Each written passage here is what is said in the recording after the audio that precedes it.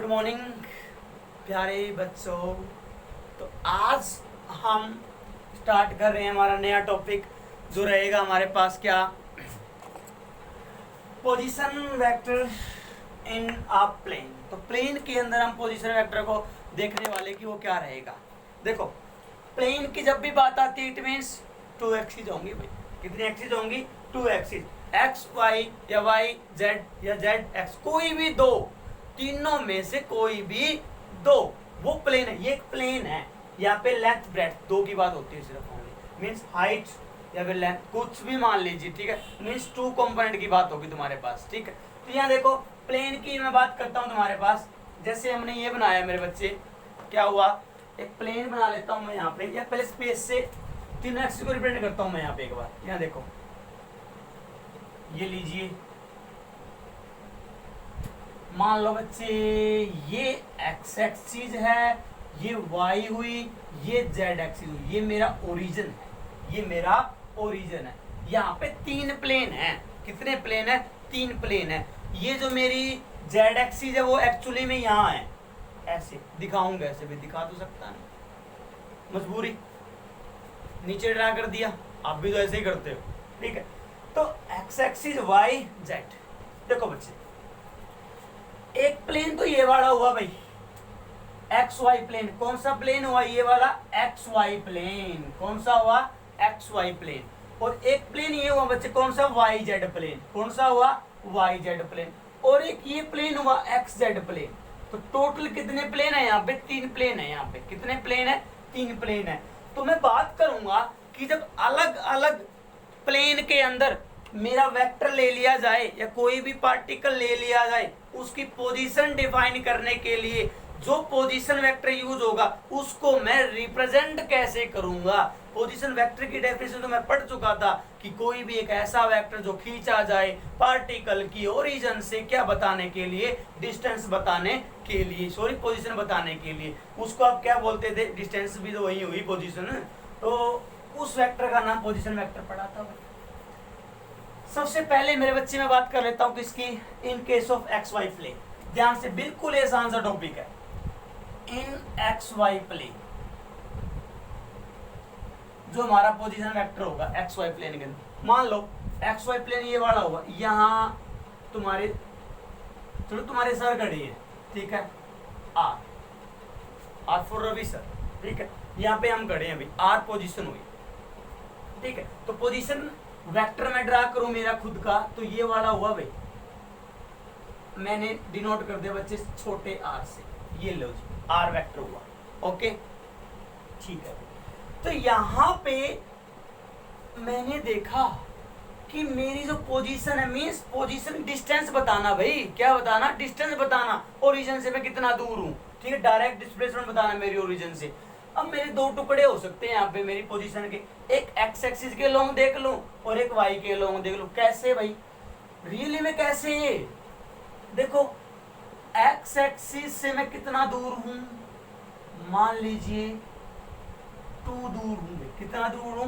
2।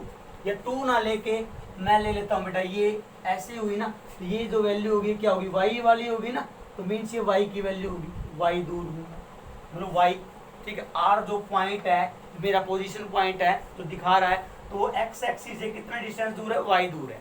इसी प्रकार Y axis से आर कितना, मान लो बेटा एक्स दूर है। कितना दूर है? एक्स डिस्टेंस के ऊपर, ओके। मीन्स ये वाली एक्स हुई, ये वाली वाई हुई, ये वाली वाई, ठीक है। तो मेरा पोजीशन वेक्टर आर था ना, क्या था? आर था। तुमने लिखा सर ओ से लेके आर वेक्टर। मैंने कहा ठीक भाई, मैंने तो कंपोनेंट की फॉर्म में दिखाना है। किसकी फॉर्म में? कंपोनेंट। तो दिखा ले कैसे भाई। एक्स एक्स वाई एक्सिस से मेरी डिस्टेंस कितनी है? एक्स कितनी है? एक्स।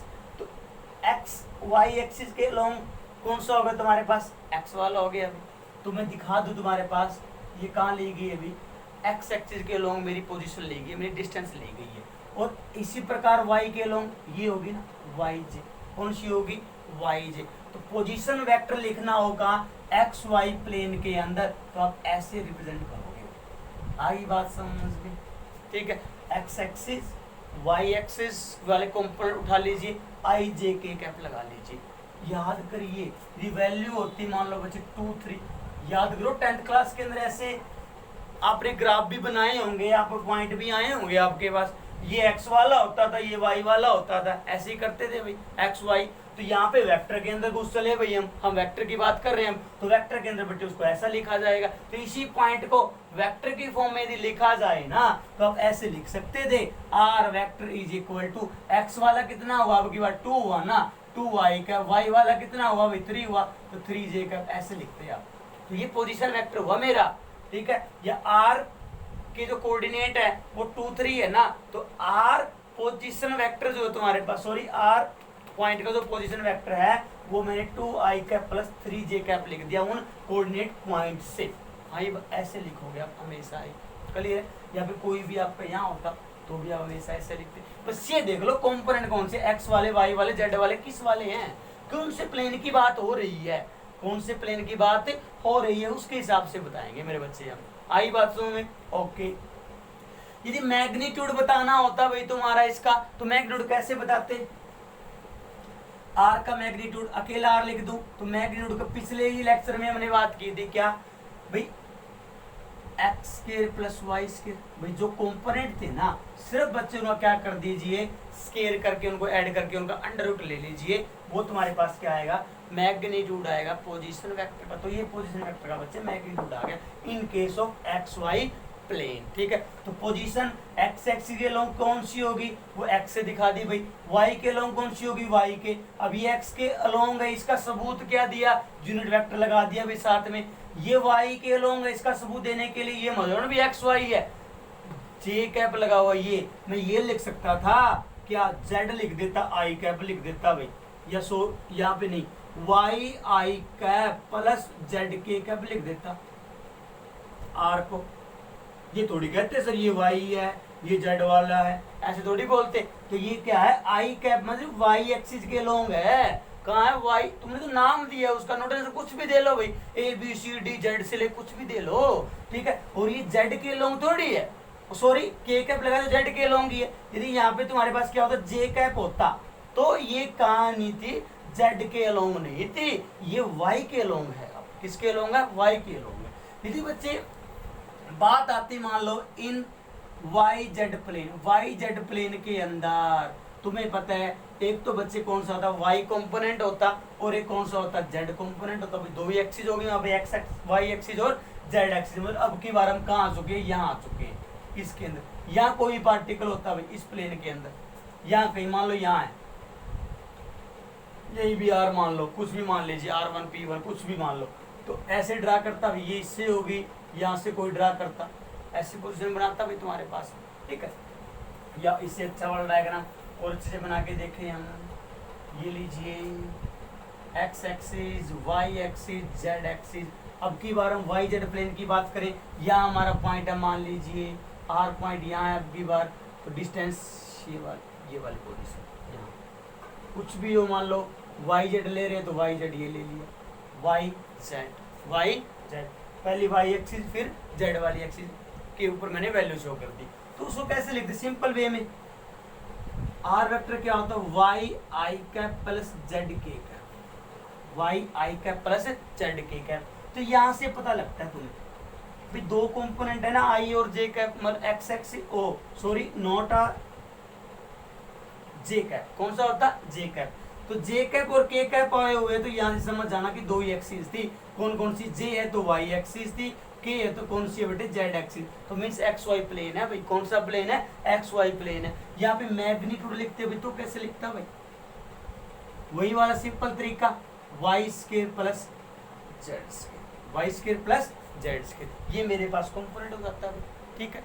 अब इसी वे में बेटे हम बात करते, मान लीजिए कहाँ, इन एक्स जेड प्लेन, कहाँ, एक्स जेड प्लेन की मैं बात करता हूँ। तो एक्स जेड प्लेन तो ये वाला हो गया। अब की बार ये पॉइंट यहाँ ना लेके मान लो यहाँ लाई कर रहा है कोई भी आर पॉइंट, तो मान लो मैंने ये पोजीशन ली, उसकी कुछ भी हो सकती है, मान लो तुम्हारे पास में एक्स जेड वैल्यू है, एक्स जेड मैंने कोऑर्डिनेट शो कर दी। तो वेक्टर फॉर्म में कैसे लिखते हैं भाई, आर वेक्टर लिखता मैं इसका, आर वेक्टर कैसे आता, कौन कौन से कॉम्पोनेंट, एक्स वाला है, एक्स वाला एक्स लिख लो, किसके लॉन्ग है, एक्स वाला एक्स एक्सिस के लॉन्ग है, तो आई यूनिट वेक्टर लगाओ भाई, उसका लगा दिया, प्लस में जेड के कैप, ये हुआ। मैग्नीट्यूड कैसे निकालते भाई, निकालने का सेम ही तरीका था, R is equal to under root x square plus y square, ये वाला होता है x square plus y square. Magnitude तो वैसे निकला जो पिछले लेक्चर में हम निकाल के आए थे, सेम तरीके से। तो ये तो सिंपल सा रिप्रेजेंटेशन थी हमारे पास किसकी, पोजीशंस की इन डिफरेंट प्लेन, ठीक है, एक्स वाई में क्या, वाई जेड में क्या, जेड एक्स में क्या। अब मान लीजिए बच्चे हमें क्या बात करनी, डिस्प्लेसमेंट वेक्टर की बात करनी होती है यहाँ पे। ये चलो पोजीशन वेक्टर इन प्लेन की बात हो रही, इसी साथ पोजीशन वेक्टर का स्पेस के अंदर देख लो, नहीं स्पेस की बाद में बात करता हूँ, ठीक है। पहले मैं पोजीशन वेक्टर की ही बात करता हूँ, और इसमें मैं देखता हूँ सबसे पहले बच्चे क्या डिस्प्लेसमेंट है, क्या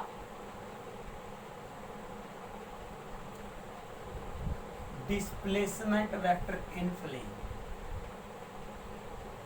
इन प्लेन, ठीक है। मैं एक का ही केस लेके चल रहा हूँ, सिमिलर होंगे बाकी सारे। मान लो बच्चे एक्स वाई की बात कर रहा हूँ, एक्स वाई प्लेन की। मान लीजिए एक पार्टिकल था आपके पास कहाँ, आर पॉइंट के ऊपर, ओके, या पी पॉइंट के ऊपर, तो उसकी जो पोजीशन है तुम्हारे पास कहाँ से, ओरिजिन से, वो ये मान ली, और बेटा उसके कोऑर्डिनेट माने मैंने x1 और y1, x1 और y1। तो तुम्हें मैं ये कहता भाई इसका पोजीशन वेक्टर r1 वेक्टर है, कितना है, r1 वेक्टर। मैंने कहा बेटा लिख के दिखाना वेक्टर फॉर्म के अंदर, तुमने देरी ना करते हुए फटाफट से क्या लिख दिया, सर r1 वेक्टर जो होगा वो OR के वेक्टर के बराबर होगा, और उसकी वैल्यू जो होगी सर वो x1 i cap plus y1 j cap होगी, यही होगी ना भाई, x1 i cap plus y1 j cap होगी। मैंने कहा ये पार्टिकल r पॉइंट से उठ के मान लो बेटा यहाँ आ गया, कहाँ आ गया, यहाँ आ गया। मान लो अब की बार p q r s, s ऐसे ले लेते चलो, एस तुम्हारे संदीप सर, ठीक है, एस फॉर संदीप सर। तो यहाँ देखिए, तो यहाँ से हमने क्या लिया, पोजीशन वेक्टर लिया।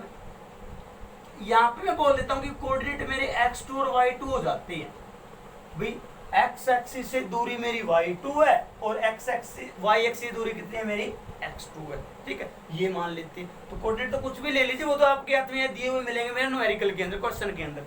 तो S पॉइंट का मैं पोजीशन वेक्टर लिखूं ओरिजिन से, तो वो क्या लिखता, R2 मान लो भाई, क्या मान लो R2, तो क्या लिखता बच्चे, OS वेक्टर, तो क्या आता है x2 i cap plus y2 j cap, यही होती ना, यही होती सर, सही लिख रहे हो आप भाई। पोजीशन कहां से कहां, सॉरी डिस्प्लेसमेंट कहां से कहां हुई बच्चे, कहां से कहां चेंज आया पोजीशन में, R से S, R से S। तो डिस्प्लेसमेंट तो ये वाली हुई ना भाई, ये वाली हुई, R से S की तरफ हुई ना डिस्प्लेसमेंट, यस सर, R से S की तरफ हुई। तो बच्चे कैसे निकालोगे भाई, R से S। मान लो आपने इसको R वेक्टर का नाम दे दिया, अकेला किसका नाम दे दिया, R वेक्टर का। ये लो R वेक्टर मेरा क्या है, डिस्प्लेसमेंट वेक्टर। तो डिस्प्लेसमेंट वेक्टर हुआ, ये डिस्प्लेसमेंट को शो कर रहा है ना। तो याद कीजिए हम पढ़ के आए थे हमारी डेफिनेशन है डिस्प्लेसमेंट वेक्टर के। तो R वेक्टर क्या होता था, वैसे भी डिस्प्लेसमेंट क्या निकालते थे, final position minus initial position. यहाँ पे डिस्प्लेसमेंट वेक्टर निकाल रहे हो तो क्या करोगे, final position vector minus initial position vector. Final position vector R2 vector है, ओके, माइनस में इनिशियल, माइनस में इनिशियल। मैं तुम्हें ये कहता ना बेटा दूरी निकाल के दिखाना आर के और एस के बीच की डिस्टेंस, तो फटाक से 10th क्लास का फॉर्मूला याद है, डिस्टेंस फॉर्मूला, जो कि तुम पढ़ के आए थे, under root x1 minus x2 का square plus y1 minus y2 का स्क्वायर। पढ़ के आए थे, नहीं पढ़ के आए थे? तो क्या वैसा ही लगाते तुम यहाँ पे निकालने के लिए, वैसा ही लगाते, और कोई है ही नहीं। तो वहां भी ऐसा ही कुछ निकल के आ सकता है, क्या पता, देखते हैं, चलो आइए। तो ये डिस्प्लेसमेंट वेक्टर मैंने ये लिख दिया भाई, ओके, कुछ भी दे लो आर वेक्टर, या तुम कह रहे 1 से 2i r12 वेक्टर नाम दे लो, या आर एस से ये नाम दे लो, ये तो नोटेशन है, कुछ भी दे लो, ठीक है, वो तुम्हारे हाथ में, पेन तुम्हारे हाथ में, कॉपी तुम्हारी, कुछ भी लिख लो वैसे, ठीक है। R2 में R2 की वैल्यू रखो बेटा, R2 i cap plus y2 j cap, minus में R1 की वैल्यू लिखो भाई, x1 i cap plus y1 j cap, ये लिख दिया हमने, ये राइट किया। अब यहाँ से क्या आता है, x2 i cap plus y2 j cap minus x1 i cap minus y1 j cap, minus अंदर लेके चले गए, ठीक है। अब यहाँ देखो ध्यान से, x2 माइनस x1 कॉमन, वहां से i कैप आ रहा था, मैंने कॉमन लिया। इसी प्रकार y2 minus y1 j cap common आता, वो मैंने कॉमन लिया, ये आर वेक्टर मैंने लिख दिया, ठीक है। तो पोजीशन वेक्टर कैसे लिखा भाई, कुछ नहीं किया, सिर्फ कंपोनेंट को माइनस किया है, फाइनल वाले कंपोनेंट में इनिशियल वाला कंपोनेंट घटा दिया, देखो ध्यान से, वैसे ही किया गया है। सिंपल लिख सकते थे क्या, x2 minus x1 i cap plus y2 minus y1 j cap, सीधा ही लिख सकते थे तुम पोजीशन वेक्टर। मेरे को देखने से यही नजर आ रहा है, ठीक है, रिजल्ट के अंदर यही आ रहा है। मैग्नीट्यूड बताऊं तो कैसे बताओ, बता सकते हैं इजीली, कैसे, चलो देखते हैं। सर कुछ नहीं करना मैग्नीट्यूड में, क्या करना है, अंडर रूट ले लो सर पूरे का एक बार, और फिर दो जितने भी कंपोनेंट आए उनका स्केयर करते जाओ सर और जोड़ते जाओ। मैंने कहा ठीक है बच्चे कर रहे हैं, ये लो सर, ये तो वही फार्मूला आ रहा है जो 10th क्लास में पढ़ रहे थे, डिस्टेंस फार्मूला, वैसा ही तो बना, अभी वैसा ही बनेगा, अलग थोड़ी बनेगा, क्योंकि वो फॉर्मूला यहाँ से बना था, वो फॉर्मूला यहाँ से बनाया गया था रियल के अंदर। आई बात समझ में? तो ये था बेटा मेरा क्या, पोजीशन वेक्टर और डिस्प्लेसमेंट वेक्टर इन प्लेन के, ठीक है, एक प्लेन के अंदर। हमने एक्स वाई प्लेन की बात की, तुम कौन से कितने प्लेन ले लो भाई, वो तुम्हारी इच्छा रहेगी मेरे बच्चे, ठीक है। अब इसके बाद हम एक चर्चा और कर लेते हैं हल्की सी,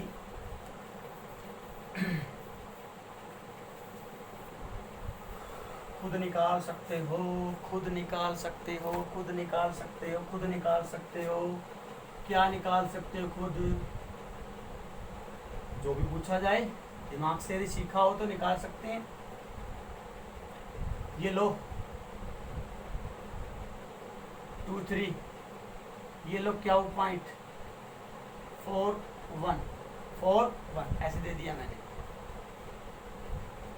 ओके सर, ठीक है, पूछोगे क्या सर? अभी पूछते हैं। मैंने कहा मैं पहले पी से क्यू, पी पे था क्यू पे आ गया, भी दोनों के दोनों पॉइंट में मेरा पोजीशन वेक्टर लिखो और मेरा डिस्प्लेसमेंट वेक्टर भी लिखो।